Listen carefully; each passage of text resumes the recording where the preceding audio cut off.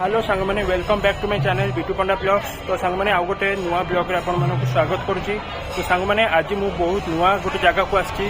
तो आज आमर जी गुरु जी अच्छा श्री श्री ठाकुर सीताराम दास ओमकारनाथ महाराज तांकर आज मु मठ को आसी कारण तांकर आज जन्मदिन 135 बर्थडे तांकर।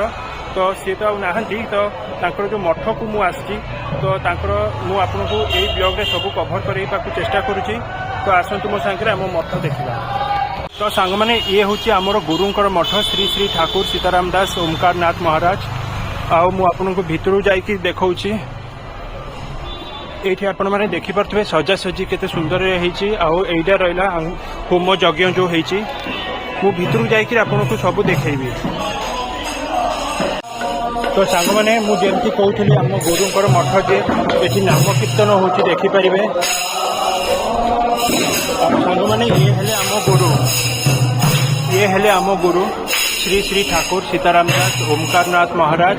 ये आम गुरु ये हेले आमर गुरु माँ आउ एठी आमर जगन्नाथ महाप्रभु भी अच्छा। मु आपको टी जूम करके भल कि देखा।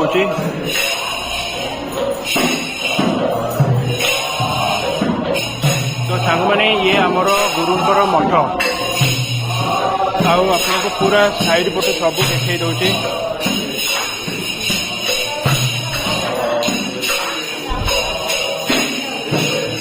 तो सांग मैंने एमती रही ये आमर गुरु आउ पाखे जगन्नाथ महाप्रभु ये गुरु माँ।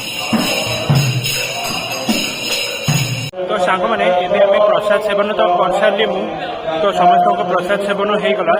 तो सांग मैंने ये आउ जनकर आम ठाकुर जी अच्छा बाल गोपाल भी आपको दर्शन करेबी। तो आसतु बाल गोपाल को देखा। माने ये हेले आमर बाल गोपाल अवश्य एबे पहड़ पड़ जाइए तथापि मु आपको देखई दौची पाखक जाकि ये देखो ये आमर बाल गोपाल ये बाल गोपाल भी प्रतिष्ठा होती। ये आमर बाल गोपाल अवश्य सांग मैंने एबे एक्चुअली पहड़ पड़ जाइए तो पहड़ खोला आहरी भल कि देख पारे। ठीक अच्छे मुझे चेष्टा करी आउ थे आपको देखईदेवी। तो ये बाल गोपाल रही एमती आईटा चारिपटे होती।